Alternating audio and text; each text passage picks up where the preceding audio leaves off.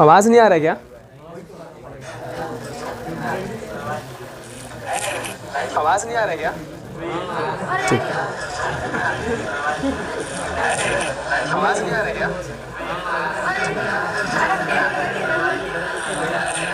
आवाज़ नहीं आ रही क्या?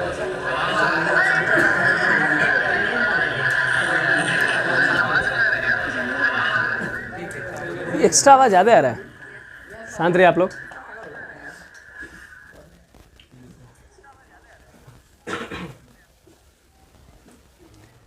इसको रख दो वहाँ पे सामने, ताकि मुझे रेंज मिलता रहेगा।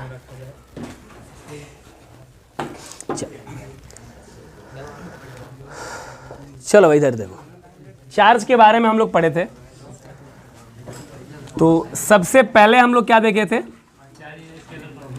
सबसे पहले हम लोग देखे थे कि मास की तरह चार्ज भी किसी बॉडी की इंट्रिंसिक प्रॉपर्टी है, मतलब वो बॉडी की खुद की होती है, ठीक।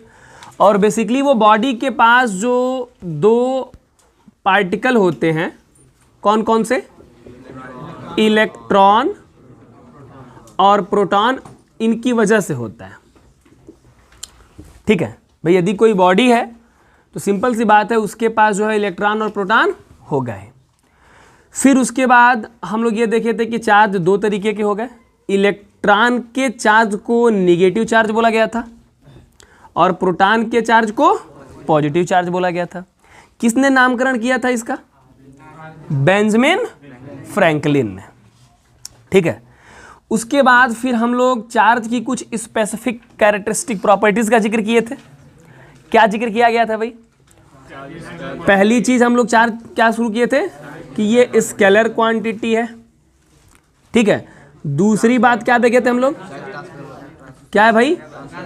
चार्ज जो है वो ट्रांसफरेबल है। तीसरी प्रॉपर्टी हम लोग क्या देखे थे? ये एसोसिएटेड विथ मास है ना, मतलब यदि कहीं चार्ज है तो इसका मतलब कि वहां पर मास भी, लेकिन एक चीज ध्यान दीजिएगा भाई कि मास चार्ज से एसोसिएटेड नहीं रहता है, ठीक। फिर उसके बाद क्या प्रॉपर्टी देखे थे? चार्ज क्या होते हैं? क्वांटिटाइज्ड। और ये आपको बखूबी भाई समझना है, क्वांटाइज्ड होता है, ये चीज आपको एकदम भरपूर याद रख लेना है। क्वांटाइज्ड का मतलब किसी भी बॉडी पर जो चार्ज आएगा जिसको हम Q से रिप्रेजेंट करते हैं, that will equal to N into E, where N is number of electron and E is charge on electron. और एक इलेक्ट्रॉन पर चार्ज कितना होता है? 1.6 into 10 to the power -19 coulomb का चार्ज होता है। इतना चार्ज होता है एक इलेक्ट्रॉन पर, निगेटिव चार्ज। किसने बताया था ये बात? बताइए भाई, मिलिकन ने ना। किसने बताया था? मिलिकन ने। क्या नाम था उस एक्सपेरिमेंट का जिससे? Oil drop experiment. फिर अगली प्रॉपर्टी हम लोग क्या देखे थे? क्वांटिटाइज्ड के बाद भाई कंजर्व रहते हैं। ये नेचर में हमेशा क्या रहते हैं भाई? कंजर्व रहते हैं, मतलब इनकी वैल्यू नेचर में कभी घटती बढ़ती। नेचर में उपस्थित जो बॉडीज हैं उनमें चार्ज का वेरिएशन होगा, कोई पॉजिटिव से निगेटिव, कोई निगेटिव से पॉजिटिव, लेकिन जो नेचर के पास चार्ज है वो कभी बदलने वाला। और यहां से एक चीज हम लोग और भी चर्चा किए थे ना कि चार्जेस का प्रोडक्शन हमेशा पेयर में होता है। यदि किसी बॉडी पर पॉजिटिव चार्ज आ रहा है तो फिर वहां पर निगेटिव चार्ज भी आएगा, ठीक है। फिर अगली प्रॉपर्टी हम लोग चार्ज के बारे में क्या देखे थे? इनवेरिएंट। इनवेरिएंट में क्या बताया गया था भाई? इनवेरिएंट में क्या बताया गया था? हाँ, किसी भी बॉडी पर चार्ज वेलोसिटी से वैरी नहीं करता है। मतलब यदि किसी बॉडी के पास 10 कूलम्ब का चार्ज है, वो बॉडी रुकी हुई हो या फिर वो बॉडी चल रही हो, इवन वो बॉडी लाइट के स्पीड से चल रही हो, 3 into 10 to the power 8 metre पर सेकेंड से चल रही हो, फिर भी उसके पास चार्ज 10 कूलम्ब ही रहेगा। आ रहा बात? अच्छा, यहां तक हम लोग पढ़ लिए थे ना। उसके बाद इसमें थोड़ा बहुत और हम लोग एक्सटेंड करते। देखो मैं जो बाबू पढ़ा रहा हूं आपको, ये क्लास 10th का सिलेबस तो कवर होगा ही, इससे मान के चलो कि क्लास 12th भी आप 60% चार्ज के बारे में कवर कर रहे हो।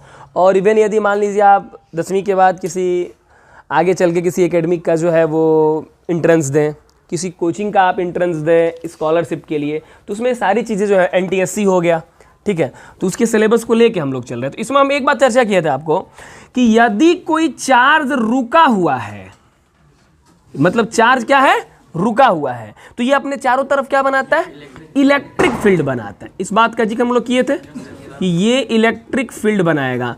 उसके बाद हम लोग जिक्र किए थे कि यदि कोई चार्ज किसी पर्टिकुलर वेलोसिटी से चल रहा हो, कांस्टेंट वेलोसिटी से चल रहा हो, तो फिर ये इलेक्ट्रिक फील्ड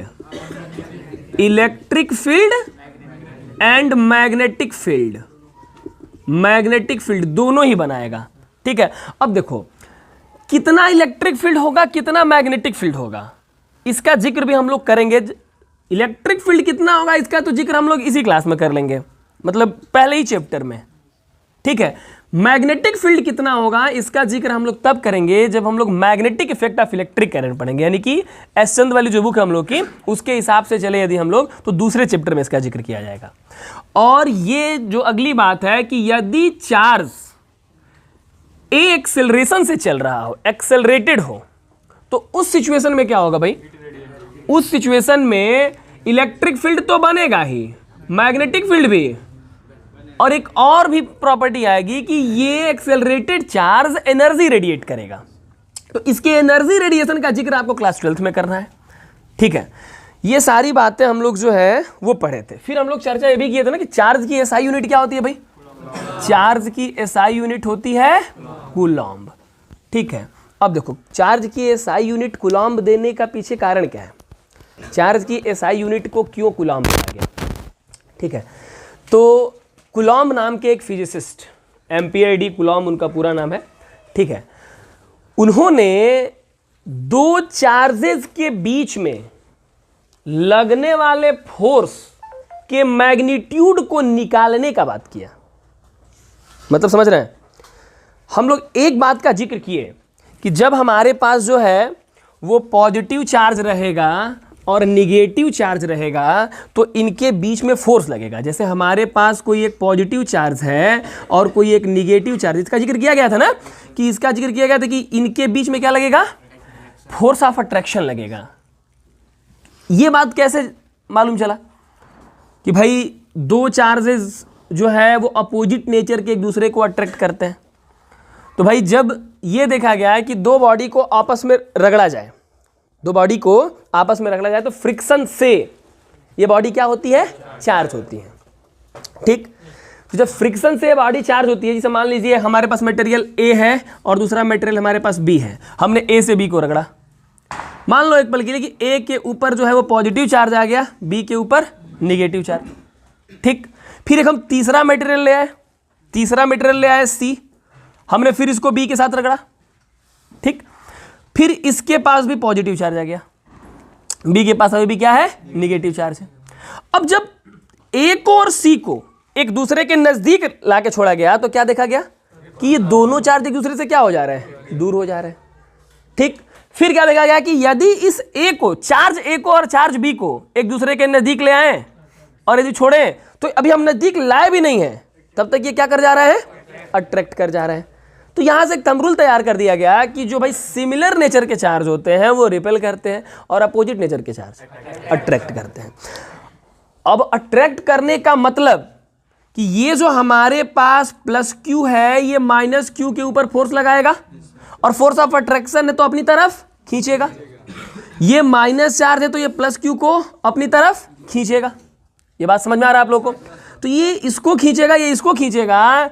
तो जो कूलॉम्ब थे उन्होंने बताया कि भाई चलिए फोर्स वेक्टर क्वांटिटी है तो इसके पास डायरेक्शन भी होगा, और तो आखिर ये प्लस क्यू माइनस क्यू पर कितना फोर्स लगाएगा, या फिर ये माइनस क्यू प्लस क्यू पर कितना फोर्स लगाएगा और किस डायरेक्शन में फोर्स लगाएगा। यानी कि दो चार्ज पार्टिकल के बीच, दो चार्ज बॉडी के बीच लगने वाले फोर्स ऑफ अट्रैक्शन या रिपल्सन, बॉडी नहीं कहा जाएगा बेसिकली, इन्होंने जो कंसेप्ट दिया, कूलॉम्ब्स ने जो कंसेप्ट दिया उसमें चार्ज पार्टिकल के बीच, दो चार्ज पार्टिकल के बीच में लगने वाले फोर्स के बारे में जो है वो बताया गया, ठीक है। बॉडी को लेके नहीं चलेंगे, अभी मैं बताऊंगा कि बॉडी पर कूलॉम्ब्स लॉ कैसे फेल मार जाता है, ठीक है। अब देखो यहां से एक चीज आपको समझनी है। पहले हम लोग कूलॉम्स लॉ को समझ लेते हैं कि कूलॉम्स ने अपने नियम में बताया क्या। ठीक है, तो इसमें उन्होंने बताया कि देखिए भाई आपके पास दो चार्ज पार्टिकल हैं, एक प्लस क्यू ले लेते हैं और एक माइनस क्यू ले लेते हैं, एक प्लस क्यू ले लेते हैं, एक माइनस क्यू ले लेते हैं। भाई इन दोनों के बीच में कुछ डिस्टेंस होगा, उस डिस्टेंस को हम लोग r मान लेते हैं।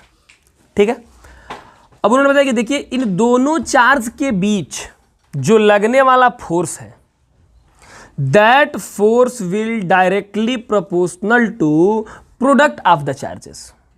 ठीक है, तो प्लस क्यू के जगह पे ज़्यादा बेहतर है कि Q1 और Q2 ले लें, आपको और समझ में आएगा। Q1 और Q2 इन दोनों के प्रोडक्ट के डायरेक्टली प्रोपोर्शनल होगा। फिर उन्होंने एक चीज़ देखी कि भाई इनके बीच में लगने वाला फोर्स इनके बीच के दूरी के स्क्वायर के इनवर्सली प्रोपोर्शनल। यानी कि यदि हम बॉडी पर चार्ज के मैग्नीट्यूड को बढ़ाएं तो इनके बीच में लगने वाला फोर्स ऑफ अट्रैक्शन बढ़ेगा, और यदि इनके बीच की दूरी को कम करें तो इनके बीच में लगने वाला फोर्स बढ़ जाएगा, और यदि इनके बीच की दूरी को बढ़ा दे तो इनके बीच में लगने वाला फोर्स कम हो जाएगा।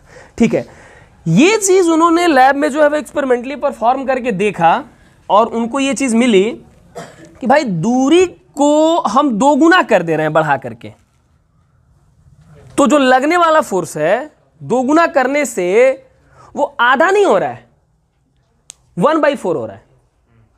यदि दूरी को आधा कर दे तो लगने वाला फोर्स दोगुना नहीं हो रहा है, 4 गुना हो जा रहा है। भाई दूरी को आधा करें तो फोर्स क्या हो जा रहा है, 4। भाई दूरी को कम करने से फोर्स बढ़ रहा है, लेकिन ऐसा नहीं है कि हम आधा करें तो फोर्स जो है वो दोगुना हुआ, फोर्स 4 गुना हुआ। तो उन्होंने देखा कि भाई जिस तरीके से ग्रेविटेशन, जिस तरीके से, इन्वर्टर ऑन कर दीजिए, फिर दिख रहा है, ऑन कर दीजिए, इन्वर्टर ऑन कर दो बाबू वहाँ से, हाँ ऑफिस से इन्वर्टर ऑन कर दो। क्या देखा है भाई, जल्दी साहब पहले ऑन करके आ जाए फिर देखते।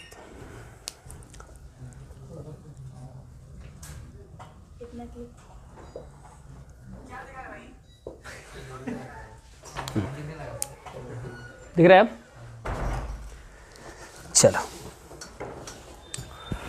जिस तरीके से न्यूटन ने लॉ ऑफ ग्रेविटेशन में बताया था कि दो मासेस के बीच में लगने वाला फोर्स, दो मास के बीच में लगने वाला फोर्स क्या होता है, मासेस के प्रोडक्ट के डायरेक्टली प्रोपोर्शनल और उनके बीच के दूरी के स्क्वायर के इनवर्सली प्रोपोर्शनल। सेम वही चीज जो है वो कूलॉम्स ने बताई। अंतर क्या है भाई, वो मास को लेकर के बताया थे और उन्होंने चार्ज को लेकर के बताया।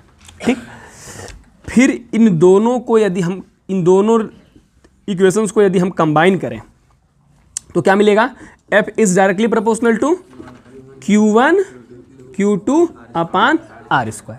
और इस बात की जानकारी है आप लोगों को कि इस प्रोपोर्शनैलिटी का चिन्ह हटाने पर एक कांस्टेंट टर्म आता है और ये फार्मूला बन गया F equal to K Q1 Q2 upon R²। और फिर ये जो कांस्टेंट है, इस कांस्टेंट को नाम दिया गया कूलॉम्स कांस्टेंट, और इसकी वैल्यू कूलॉम्स ने डिटरमाइन की 1/4 pi epsilon not, 1/4 pi epsilon not, जिसमें यह एप्सिलॉन नॉट जो है इसको टर्म्ड किया गया परमिटिविटी ऑफ फ्री स्पेस। क्या नाम रखा गया, परमिटिविटी ऑफ फ्री स्पेस। अभी इस पे हम आएंगे, ठीक है। और इसकी वैल्यू कैलकुलेट की गई 9 × 10⁹ 9 × 10, ये जो पूरे कांस्टेंट की वैल्यू कितनी कैलकुलेट की गई भाई, 9 × 10⁹ मतलब कहने का ये है कि दो चार्जेस के बीच में जो लगने वाला फोर्स है, इस फोर्सेस को हम फिजिकली डिटरमाइन कर सकते हैं। फिजिकली डिटरमाइन करने पर मिला क्या कि जब भी हम सिर्फ इन क्वांटिटीज को रखें, मतलब चार्ज के मैग्नीट्यूड को रख दें, इनके बीच की दूरी को रख दें, तो ये जो लगने वाला फोर्स है उसकी वैल्यू बराबर नहीं आ रही है। बेसिकली ये जो फोर्स लग रहा है ये फोर्स ज्यादा है सिर्फ इस क्वांटिटी को हम रख के फोर्स कैलकुलेट करें तब, इसी क्वांटिटी में एक कांस्टेंट की मल्टीप्लाई हम कर दे रहे हैं, तो फिर ये पूरी वैल्यू कितनी हो जा रही है, उनके बीच में लगने वाले फोर्स के बराबर। बात समझ आ रहा है? तो कहीं पर भी प्रोपोर्शनैलिटी का चिन्ह हटाने के बाद जो कांस्टेंट टर्म आता है, वो कांस्टेंट की वैल्यू कैसे डिसाइड होगी भाई? पहले हम देखिए कि एक फिजिकल क्वांटिटी की डिपेंडेंसी किस पे है, तो हमने पाया कि चार्जेस के मैग्नीट्यूड पे और इनके बीच के दूरी के स्क्वायर पे। ठीक, ये डिपेंडेंसी हो गई। क्या चार्जेस के मैग्नीट्यूड और दूरी का स्क्वायर करने पर नेट फोर्स आ जा रहा है जितना बेसिकली फोर्स लग रहा है? तो क्या पाएगा कि ऐसा नहीं है। इसका मतलब हमको यहां पर किसी कांस्टेंट की जरूरत, और ये कांस्टेंट की वैल्यू जो है वो हिट एंड ट्रायल मेथड से बार बार जो है वो करके कैलकुलेट की जाती है, और उसको पाया गया कि यहां पर इलेक्ट्रोस्टैटिक यानी कि इलेक्ट्रोस्टैटिक में यानी कि चार्जेस के बीच में, इलेक्ट्रोस्टैटिक का मतलब समझ रहे ना, इलेक्ट्रोवर्ड चार्ज के लिए, और स्टैटिक का मतलब रुका हुआ। जब दो चार्ज रुके हुए हैं तो इनके बीच में जो लगने वाला फोर्स है, इनके बीच में लगने वाला जो फोर्स है, इस फोर्स में जो कांस्टेंट टर्म आया, कांस्टेंट टर्म को कूलम्ब्स कांस्टेंट बोला गया, उसकी वैल्यू क्या डिटरमाइन की गई? 9 × 10⁹ ठीक है। अब देखो इस कांस्टेंट का आप यूनिट बना सकते हो, इस कांस्टेंट की यूनिट बना सकते हो। कैसे यूनिट बनेगा इसका जरा सोचिए भाई। यहां पर हमारे पास फार्मूला क्या आया? F = Coulomb's constant Q1 Q2/r²। करें क्या हम? K के टर्म में सारी क्वांटिटी को एक तरफ कर लें और K को अलग कर लें, तो हमारे पास इधर आएगा K यानी constant = F × r² Q1 × Q2। अब जरा इसका यूनिट तैयार करिए। अब इसकी यूनिट तैयार करिए भाई। फोर्स की यूनिट क्या होगी? न्यूटन। ये दूरी है, इसकी यूनिट क्या होगी? Square metre. ये क्या है हमारे पास? कूलम्ब × कूलम्ब, तो कूलम्ब स्क्वायर। तो ये जो कांस्टेंट है कूलम्ब्स कांस्टेंट, इसकी एसआई यूनिट क्या हो गई? न्यूटन मीटर स्क्वायर पर कूलम्ब स्क्वायर। ठीक है। अब देखो क्या बाबू, कांस्टेंट, इस कांस्टेंट की वैल्यू है ये 9 × 10⁹ और ये उसकी यूनिट है। अब देखो इसमें एक टर्म आ रहा है 1/4πε0। इसमें जो ε0 है बाबू, इसको बोला गया परमिटिविटी ऑफ फ्री स्पेस। क्या नाम दिया गया? Permittivity of. अभी परमिटिविटी ऑफ फ्री स्पेस का क्या मतलब है? देखो इसको फिजिकली समझना। देखो हम आपको बताए थे कल इलेक्ट्रिक फील्ड के बारे में कि आखिर, सुनिए मेरी बात ध्यान से समझिएगा, ये थोड़ा सा आपके सिलेबस से हट के है लेकिन समझ में आएगा आपको। देखो ये हमारे पास एक चार्ज है, ठीक, ये हमारे पास +Q, ठीक, और इधर हमारे पास जो है वो चार्ज है -Q, ठीक। ये +Q चार्ज -Q पर फोर्स लगाएगा बिना किसी कांटेक्ट के, बिना किसी कांटेक्ट के। तो इसका जिक्र हम लोग किए थे कि भाई सिर्फ कांटेक्ट से ही फोर्स नहीं, बिना कांटेक्ट के भी फोर्स लगते हैं, और उन फोर्सेस को नाम दिया जाता है फील्ड फोर्स। उनको क्या नाम देते हैं हम लोग? फील्ड फोर्स का नाम देते हैं। वही चीज यहां पर देखिए भाई, ये पॉजिटिव चार्ज करेगा क्या? Electric field. भाई चार्ज क्या निकालेगा? तो ये इलेक्ट्रिक फील्ड से मान लीजिए ये +Q का चार्ज जो है वो 10 थे इलेक्ट्रिक फील्ड भेजा, 10 इलेक्ट्रिक फील्ड भेजा कि जाओ इस नेगेटिव वाले को पकड़ के ले आओ। +Q वाले में कितना भेजा? 10 भेजा। किसको पकड़ने के लिए? -Q को पकड़ने के लिए। 10 फील्ड लाइंस यहां से तो निकली, लेकिन इन लाइंस को चलना किससे है? Space between the +Q and -Q, इस मीडियम से होके जाना है।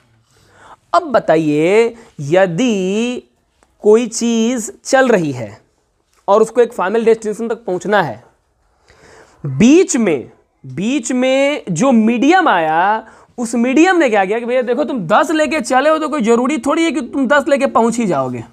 10 हो गया क्या? 1 2 3 4 5 6 7 8 9 10 तुम लेके पहुंच ही जाओगे। इस मीडियम ने क्या किया? इस चार्ज के बीच में आने वाले मीडियम ने 10 में से मान लेते हैं कि 4 ठे इलेक्ट्रिक फील्ड लाइंस को अपने अंदर परमिट कर लिया। मान लो कि एक फील्ड लाइंस के पास यदि 1 न्यूटन का फोर्स लगाने की क्षमता रहती तो ये कितने न्यूटन फोर्स लगाने के लिए भेज रहा है? 10 न्यूटन। लेकिन मीडियम ने 4 को अपने अंदर क्या कर लिया? परमिट कर लिया। मीडियम ने 4 को अपने अंदर। अब इस पर जो फोर्स लगाएंगे वो कितनी फील्ड लाइंस होंगी? 6। फोर्स कितना लगेगा? इसकी ताकत कितनी थी? अब लगा कितना रहा है? किसके वजह से? इस चार्ज के बीच में जो मीडियम आ रहा है उसके वजह से। देखो ये पैटर्न चला किसके हिसाब से? जो न्यूटन का लॉ ऑफ ग्रेविटेशन था उसके हिसाब से पैटर्न चला ना, कि भाई वहां पर मास के प्रोडक्ट डायरेक्टली प्रोपोर्शनल, बीच की दूरी के स्क्वायर के। लेकिन देखिए भाई, दो मास के बीच में लगने वाला जो फोर्स है उसकी वैल्यू उन मासेस के बीच में आने वाले मीडियम पर डिपेंड नहीं करता। लेकिन देखिए इस रिस्पेक्ट में कूलम्बियन फोर्स ग्रेविटेशनल फोर्स से अलग हो गया। यहां पर दो चार्जेस के बीच में जो मीडियम है वो भी डिसाइड कर रहा है कि इसके फोर्स, इसका इनके बीच में लगने वाला फोर्स ज्यादा होगा कि कम होगा। मान लीजिए कोई ऐसा मीडियम आया जिसकी परमिटिविटी बड़ा कम हो, तो ये 10 निकाला, हो सकता है वो एक ही परमिट करे अपने अंदर। 10 निकाला है फील्ड लाइन ना, कि 10 न्यूटन का फोर्स उस पर लगाया जाए, मीडियम ने 1 परमिट कराया। तो ये बताइए मीडियम बदलने से, देखो चार्ज का मैग्नीट्यूड वही है, इनके बीच की दूरी, लेकिन मीडियम के चेंज होने से इनके बीच में लगने वाला जो फोर्स है उसकी वैल्यू क्या हुई? चेंज हुई। बात समझ में आ रहा है? तो एक चीज दिमाग में रखना है कि कूलम्बियन फोर्स में चार्जेस के बीच में जो लगने वाला फोर्स है it depends on medium between the charge particle. लेकिन ग्रेविटेशनल फोर्स में ऐसा नहीं था। दो मास को आप एयर में रखिए, तब उन्हीं मास को ले आकर किस में रख दीजिए? वाटर में रख दीजिए, तब जो एयर में उनके बीच में फोर्स लगेगा वही फोर्स वाटर में भी लगेगा। लेकिन चार्ज के साथ ऐसा नहीं है। एयर में दो चार्जेस के बीच में जो फोर्स लग रहा है, यदि एयर के जगह पर इनके बीच में आप वाटर डाल देते हैं, तो एक मैं डाटा बता रहा हूं आपको, उन चार्जेस के बीच में लगने वाला फोर्स पहले वाले फोर्स से 80 गुना कम हो जाएगा। 1/80 जो फोर्स है वो क्या हो जाएगा? मतलब इसे कहने का मतलब है कि मान लो इनके बीच में यदि 80 न्यूटन का फोर्स लग रहा है, यदि इनके बीच में हम वाटर डाल देना या फिर इन चार्जेस को वाटर में लेके चले जाए इतनी दूरी पर, यही चार्ज का मैग्नीट्यूड, तो अब उनके बीच का फोर्स कितना लगेगा? 1 न्यूटन का लगेगा। ये बात समझ आ रहा है? क्यों? क्योंकि ये देखो, ये जो हमारे पास फार्मूला है F = K Q1 Q2 upon R², और ये K जो 1/4πε0 के बराबर होता है, ये जो परमिटिविटी है, परमिटिविटी ये वाटर की ज्यादा होगी इन कंपैरिजन टू। और यदि किसी मीडियम की परमिटिविटी ज्यादा है तो यहां से निकलने वाले फील्ड लाइंस को वो ज्यादा रोकेगा ना अपने अंदर। देखो टर्म से क्लियर करो ना, permittivity of medium. Permittivity of medium का मतलब, परमिटिविटी ऑफ मीडियम क्या मतलब इसका? अपने अंदर समा लेने की ताकत जिस मीडियम में ज्यादा होगा उसकी परमिटिविटी क्या होगी? तो वाटर की परमिटिविटी स्पेस, फ्री स्पेस से 80 गुना अधिक है। वाटर की परमिटिविटी 80 गुना अधिक है, लेकिन इस परमिटिविटी का संबंध फोर्स से कैसा है? इनवर्सली का है। तो जब परमिटिविटी अधिक होगी तो लगने वाला फोर्स, बात समझ में आ रहा है? ठीक है, तो इसके बारे में और डिटेल स्टडी आपको करने के लिए मिलेगा, क्लास 12th में चलेंगे तब। अब देखो एक चीज जरा समझो, ये जो कूलम्ब्स का फोर्स है इसकी कुछ कंडीशंस हैं। कंडीशंस में कहने का अर्थ ये है कि लिमिटेशन कह लीजिए आप, कि कूलम्ब का फोर्स जो है वो किसके लिए एप्लीकेबल है? पॉइंट चार्ज के लिए। दूसरी चीज, ये जो कूलम्बियन फोर्स की बात आप करते हैं ये स्टेशनरी चार्जेस के लिए है। क्योंकि देखो हम लोग टॉपिक ही पढ़ रहे हैं इलेक्ट्रोस्टैटिक, मतलब हम लोग चार्ज की उन प्रॉपर्टी का जिक्र करेंगे, चार्ज की उन प्रॉपर्टी का जिक्र करेंगे जब चार्ज रुके हुए। तो एक रुका हुआ चार्ज क्या क्या कर सकता है, ठीक है, इन सारी प्रॉपर्टी का हमको जो है वो जिक्र करना है। अगली लिमिटेशन क्या है कि भाई कूलम्बियन फोर्स जो है वो मीडियम पर डिपेंड करता है। मीडियम पर डिपेंडेंसी है कूलम्बियन फोर्स की। आ रहा बात समझ में? तो ये सारी बातें हो गई कूलम्बियन फोर्स के बारे में। अब देखिए इसमें कुछ छोटे छोटे न्यूमेरिकल्स, कुछ छोटे छोटे जो है वो न्यूमेरिकल्स बनेंगे। क्या बाबू? देखो मैं जो आपको वैल्यू बताया हूं ना 1/4 पाई एप्सिलॉन नॉट, इसकी वैल्यू मैं बताया हूं 9 × 10⁻⁹। सिर्फ इसकी वैल्यू की बात करें तो इसकी वैल्यू होती है 8.85 × 10⁻12। 8.85 × 10⁻12 सिर्फ इसकी वैल्यू कैलकुलेट करेंगे तब, ठीक है। तो पूरी डिटेल स्टडी बेटा आपको मिलेगा ये क्लास 12th में। अभी इसका बस आपको इतना समझना है, आपको बस इतना समझना है कि भाई हमारे पास जो कोलंबियन फोर्स है उसका एक्सप्रेशन होता है K Q1 Q2 अपान में R², जहां पर K की वैल्यू होती है 9 × 10⁻9, ठीक। जहां पर इस K को 1/4 पाई एप्सिलॉन नॉट कहते हैं, और एप्सिलॉन नॉट का मतलब क्या है? परमिटिविटी ऑफ फ्री स्पेस, मतलब दो चार्जेस के बीच में आने वाले मीडियम की ताकत। कैसी ताकत? एक चार्ज से इलेक्ट्रिक फील्ड लाइंस जो जा रही होती हैं दूसरे चार्ज को पकड़ के ले आने के लिए, उनको रोकने की ताकत। जिस मीडियम की परमिटिविटी जितनी अधिक होगी, दो चार्जेस के बीच में लगने वाले फोर्स की वैल्यू वो उतना ही कम करते रहेंगे, ठीक है।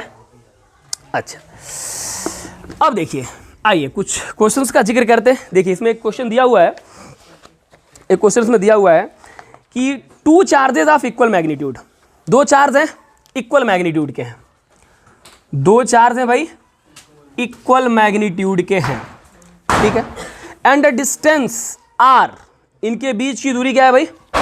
इनके बीच की दूरी है r, ठीक है। कह रहा है कि इनके बीच में जो फोर्स लग रहा है वो F है। इनके बीच में फोर्स कितना लग रहा है? F है। ये फोर्स अट्रैक्शन का भी हो सकता है और रिपल्सन, क्योंकि इसमें ये क्लियर नहीं किया है कि ये चार्ज पॉजिटिव है कि निगेटिव है। कौन सा चार्ज पॉजिटिव? नहीं कह रहा, दो चार्ज है, मैग्नीट्यूड सेम है, इनके बीच की दूरी, इनके बीच में, और ये बात हम भली बात समझ रहे हैं ना कि यदि दोनों पॉजिटिव होंगे तो, दोनों निगेटिव होंगे तो, एक पॉजिटिव और एक, समझ रहे हैं ना। अच्छा, तो ये हो गया हमारे पास।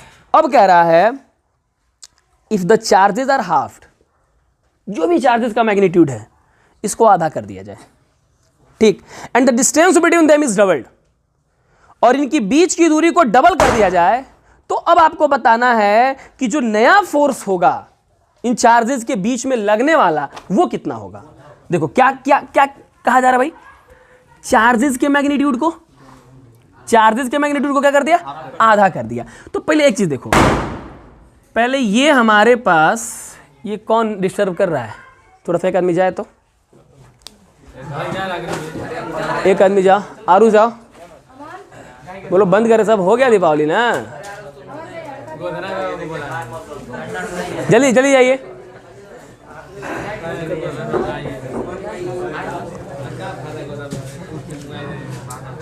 बोलो भाई कि थोड़ा सा रुक जाओ, पढ़ लिया जाए, उसके बाद फिर बजाना लोग। चलिए आइए, आइए देखा जाए। देखिए भाई, ये हो गया, कह रहा है कि चार्जेस के मैग्नीट्यूड को आधा कर दिया जाए। तो पहले जो प्राइमरी कंडीशन दी हुई है इस पे हम फोर्स का एक्सप्रेशन लिख लें। तो भाई क्या लिखेंगे? F equal to K, charge है Q इंटू Q और अपान में R स्क्वायर। भाई Q इंटू Q करेंगे तो क्या हो जाएगा? Q स्क्वायर हो जाएगा। ये वो फोर्स है जो पहले लग रहा था। अब क्या कह रहा है? अब क्या कह रहा है भाई? अब कह रहा है कि चार्ज के मैग्नीट्यूड को क्या कर दिया गया? तो भाई कांस्टेंट के लगेगा ऐसे ही, चार्ज के मैग्नीट्यूड को आधा किया गया। तो आधा करने का मतलब ये चार्ज हो गया क्या? Q/2, और दूसरा भी क्या हो गया? Q/2। फिर इनकी दूरी को क्या किया जा रहा है? डबल किया जा रहा है। मतलब पहले R था, अब क्या हो गया? 2R हो गया। तो ये बताइए, क्या हम इसको ऐसे लिख सकते हैं? 2 × 2 को यहां पर हम लोग 4 कर सकते हैं, और दूरी यानी कि 2R का स्क्वायर। अब इसको फर्दर आप सॉल्व करेंगे तो आपको क्या मिलेगा? K Q स्क्वायर अपान में R स्क्वायर, और 2 का स्क्वायर कितना होगा? 4 × 4 16। अच्छा, ये जो आप देख रहे हैं ये वो फोर्स था जो पहले लग रहा है। बोलो भाई, अब ये पूरा हो गया फोर्स। अब ये पहले वाले फोर्स को यहां पर पुट करेंगे तो ये जो नया फोर्स है, ये जो नया फोर्स है ये किसके बराबर होगा? तो तो ये बराबर होगा जो पुराना वाला फोर्स है वो और अपान में 16, यानी कि अब इनके बीच में लगने वाला फोर्स पहले से क्या हो जाएगा, 16 गुना कम हो जाएगा, 1/16 टाइम्स कम हो जाएगा। ये बात आपको समझ में आ रहा है? देखो ऐसा क्यों हो रहा है, ऐसा क्यों हो रहा है जरा समझो। एक बात आप देखो ना कि चार्ज को आधा करेंगे तो फोर्स में कमी आएगी, और दूरी को बढ़ाएंगे तो भी फोर्स में कमी आएगी। समझ आ रहा है? तो 4 टाइम्स की कमी आएगी दोनों चार्ज को आधा करने पर, भाई 1/2 इंटू 1/2 बोलो। आज दूरी को 2 गुना करने पर फिर 2 का स्क्वायर 4, 4 टाइम्स की कमी और आ जाएगी। भाई चार्ज के मैग्नीट्यूड की वजह से 4 टाइम्स की कमी, बोलिए, और दूरी की वजह से 4 टाइम्स की कमी, तो 4 इंटू 4 यानी कि 16 गुना जो है वो पहले से फोर्स कम हो जाएगा। तो आपके लेवल पे इस तरह के प्रश्न जो है वो आपसे पूछे जा सकते हैं, ठीक है। अच्छा, बड़ा एक लॉजिकल प्रश्न है, इस प्रश्न का जरा आप बता दीजिए। कौन है भाई? हाँ, ये कौन है? थोड़ा सा 1 मिनट रुके, मैं आ रहा हूँ।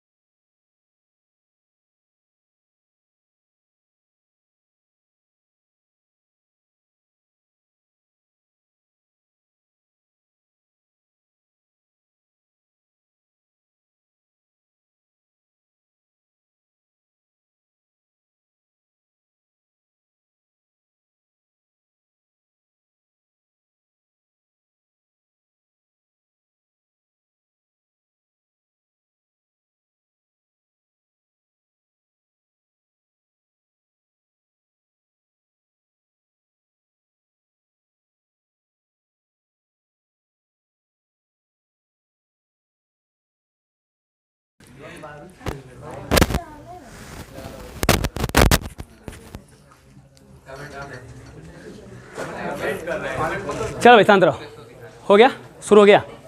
चलिए देखिए बड़ा बढ़िया प्रश्न दिया हुआ है। क्वेश्चन कह रहा है कि if a charge body attracts another body, प्रश्न पर जरा ध्यान देना है। कह रहे if a charge body attracts another body, एक चार्ज बॉडी जो है किसी दूसरी बॉडी को अट्रैक्ट करती है, the charge on the other body, the charge on the other body. पहला ऑप्शन दिया है must be negative, must be negative. दूसरा ऑप्शन दिया है मस्ट बी पॉजिटिव। तीसरा दिया है मस्ट बी 0 और चौथा ऑप्शन दिया है may be negative or positive or 0। May be negative positive और 0। देखिए बड़ा बढ़िया प्रश्न है। क्वेश्चन क्या कह रहा है कि if a charge body attracts another body. देखो एक चार्ज बॉडी है, एक चार्ज बॉडी है मतलब या तो ये पॉजिटिवली होगी या तो निगेटिवली होगी, ठीक है। एक चार्ज बॉडी है जो किसी दूसरी बॉडी को अट्रैक्ट करती है, तो बताइए कि दूसरी बॉडी पर जो चार्ज होगा वो निम्नलिखित में से क्या होगा। तो देखिए भाई, मस्ट बी निगेटिव, भाई कोई जरूरी तो है नहीं। मस्ट बी पॉजिटिव, ये भी जरूरी नहीं है। मस्ट बी जीरो, ये भी जरूरी नहीं है। लेकिन एक चीज ध्यान रखना कि ये तीनों ऑप्शन चौथे ऑप्शन में है। अभी आप कह रहे हो कोई जरूरी नहीं है, कोई जरूरी नहीं है, कोई जरूरी नहीं है। अब यही तीनों ऑप्शन चौथे में है, आप कह रहे हो कि आप ये ऑप्शन होगा। समझिए इस बात को, मतलब सुनिए, मतलब जरा समझिए भाई। देखो, क्या बॉडी के पास चार्ज, एक बॉडी चार्ज है और दूसरी बॉडी का चार्ज जीरो है, तो क्या इनके बीच में फोर्स लगेगा? जरा सोचो भाई। देखो, एक चार्ज बॉडी है, सुनिए मेरी बात, एक चार्ज बॉडी है, ये अट्रैक्ट करती है दूसरी बॉडी को। अब मेरी बात समझना, कूलम्बियन फोर्स जो है F equal to Q1 Q2 upon R square. जरा सोचो कि एक बॉडी चार्ज है और दूसरी बॉडी चार्ज नहीं है, इसका मतलब जीरो। तो जीरो से मल्टीप्लाई किसी भी नंबर में होगा तो फोर्स क्या हो जाएगा? जीरो। तो फिर इस चौथे ऑप्शन में तो जीरो है, इसका मतलब चौथा भी नहीं होना चाहिए। बोलो भाई, मेरी बात समझना। देखिए ये थोड़ा सा डिटेल में चलिए। Coulombian force is only applicable for point charge, वो पॉइंट चार्ज के लिए है, but here we are talking about body. एक चार्ज बॉडी एक न्यूट्रल बॉडी को भी अट्रैक्ट या रिपेल कर सकता है। बेसिकली अट्रैक्ट करेगा। क्या करेगा? कैसे? जरा समझिए कैसे। ये हमारे पास एक बॉडी हो गई जो पॉजिटिवली है, और ये हमारे पास एक बॉडी हो गई जो कि न्यूट्रल है। क्या है भाई? अब देखिए होगा क्या। देखो, ये हमारे पास कैसी बॉडी है? चार्ज बॉडी है, और ये कैसी बॉडी है? न्यूट्रल बॉडी है। भाई न्यूट्रल बॉडी का मतलब कतई ये मतलब नहीं होता है कि इसके पास चार्ज नहीं है। न्यूट्रल बॉडी का मतलब कि बिल्कुल इसके पास चार्ज है, लेकिन इक्वल अमाउंट में पॉजिटिव और नेगेटिव चार्ज है। अब जरा समझिए, इधर ध्यान दीजिए बेटा। जैसे ही ये पॉजिटिव बॉडी के पास न्यूट्रल बॉडी आएगा, सारे निगेटिव चार्ज एक तरफ शिफ्ट होंगे इंडक्शन से। बोलिए भाई, सारे निगेटिव चार्ज शिफ्ट हुए तो ये बताओ, ये चार्ज और इस चार्ज के बीच में इलेक्ट्रोस्टैटिक बॉन्डिंग होगी। अब ये बताओ फिर सब जरा देखो, ये पॉजिटिव चार्ज किस पर फोर्स लगाएगा? निगेटिव पर। इनके बीच की दूरी कम है, ये पॉजिटिव इस पॉजिटिव पर कैसा फोर्स लगाएगा? रिपल्सन। इनके बीच की दूरी ज्यादा होने से पॉजिटिव और पॉजिटिव का रिपल्सन कम होगा, पॉजिटिव और नेगेटिव का अट्रैक्शन। ये खींचा हुआ आएगा ना? बताओ भाई, यही न्यूट्रल बॉडी कहती है एक चार्ज बॉडी से कि तेरी ओर खींचा आ रहा हूं, जाने ये कैसा डोर है। समझ नहीं पाते भैया, हम तो न्यूट्रल हैं, समझिए मेरी बात को, लेकिन फिर भी हाँ खींचे चले जा रहे हैं। तो जाने ये कैसा डोर है? तो भैया ये डोर है इंडक्शन का। किसका?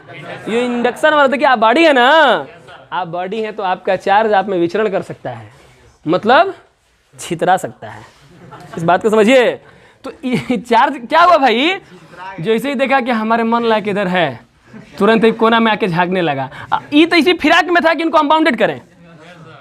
बोले भाई, तो बेटा ध्यान दो, यदि पॉजिटिव है ये और ये भी पॉजिटिव रहता, सिंपल सी बात है, फोर्स लगता। यदि ये पॉजिटिव है और ये निगेटिव रहता तो भी फोर्स। देखिए ये चार्ज है, ये अनचार्ज है, फिर भी फोर्स। इसलिए हम कौन सा ऑप्शन टिक कर रहे हैं? यहां पर देखिए, एक तो जवाब मिला ही। आपको कूलम्बियन फोर्स का लिमिटेशन के बारे में भी जानकारी मिला। एक बड़ी शानदार बात हम आपको और बताएं कि दो ठे बॉडी आपको दे दिया जाए, दो बॉडी दे दिया जाए, पार्टिकल नहीं, क्या दिया जाए? दो बॉडी दे दिया जाए, और आपसे पूछा जाए कि बताइए ये दोनों बॉडी चार्ज हैं या दोनों अनचार्ज हैं, या कोई एक चार्ज है और दूसरी चार्ज नहीं है।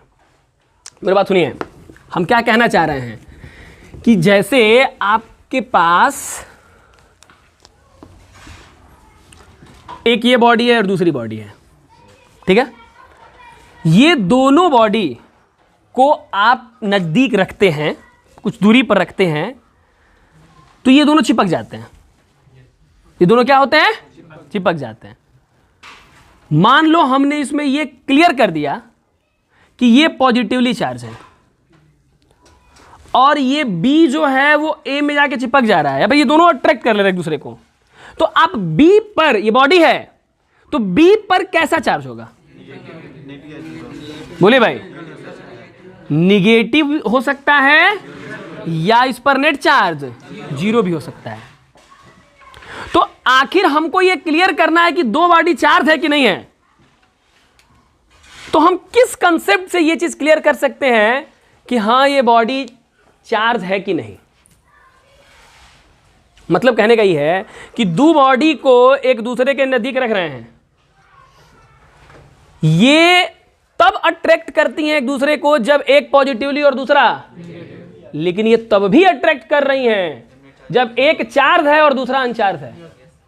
तो ये तो क्लियरफाई नहीं हो पाएगा कि हाँ ये दोनों बॉडी चार्ज है कि नहीं है।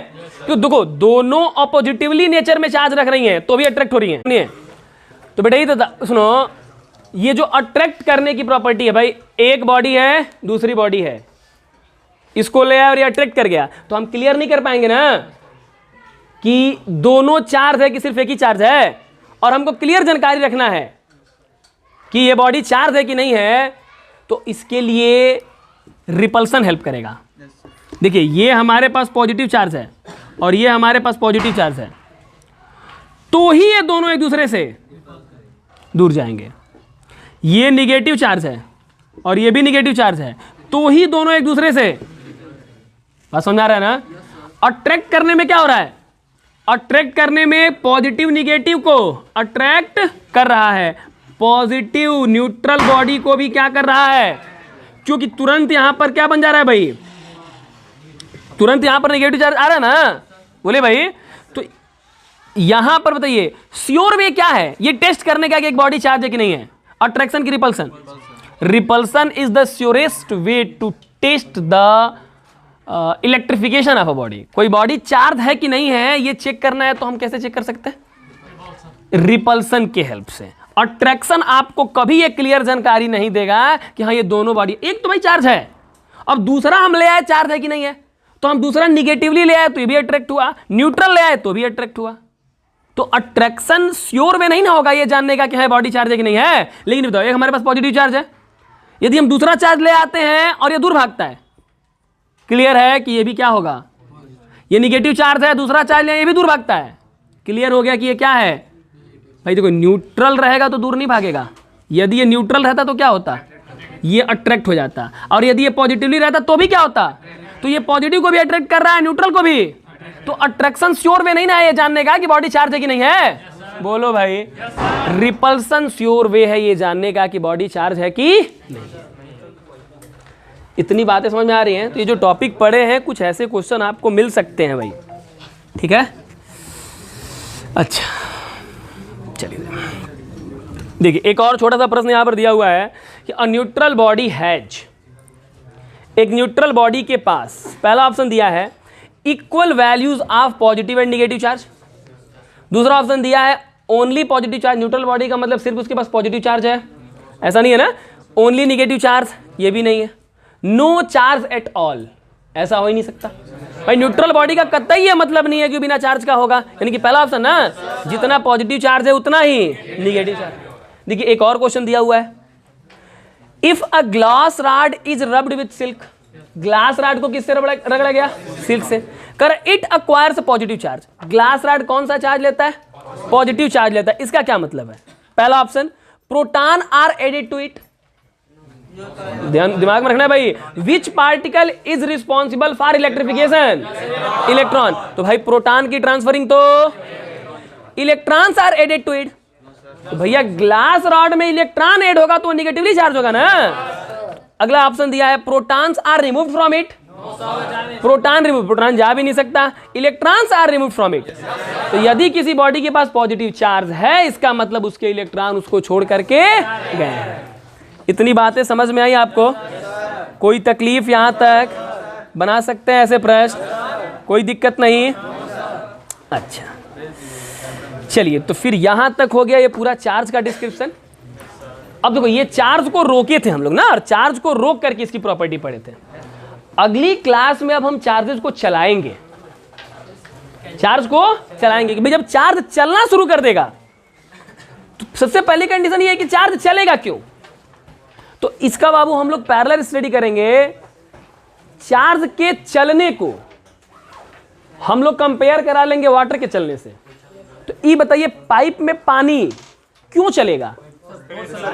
जब हायर लेवल से लोअर लेवल की तरफ आप पाइप को कनेक्ट किए रहेंगे तो भाई फ्लूइड का काम है बहना, हायर से लोअर की तरफ बहना। उसी तरीके से जो चार्ज फ्लो कर रहे हैं, तो कहीं पर चार्ज का कंसंट्रेशन और कहीं पर चार्ज का कंसंट्रेशन, तो फिर वो चार्ज जैसे, देखो चार्ज जैसे ही रास्ता पाएगा तुरंत चलना शुरू कर देगा। तो चार्ज जब चलता है तो किस तरह की प्रॉपर्टी शो करता है, इसकी स्टडी हम लोग कल की क्लास में करेंगे। ठीक है, चलिए भाई, तब तक के लिए आप लोगों का धन्यवाद। बंद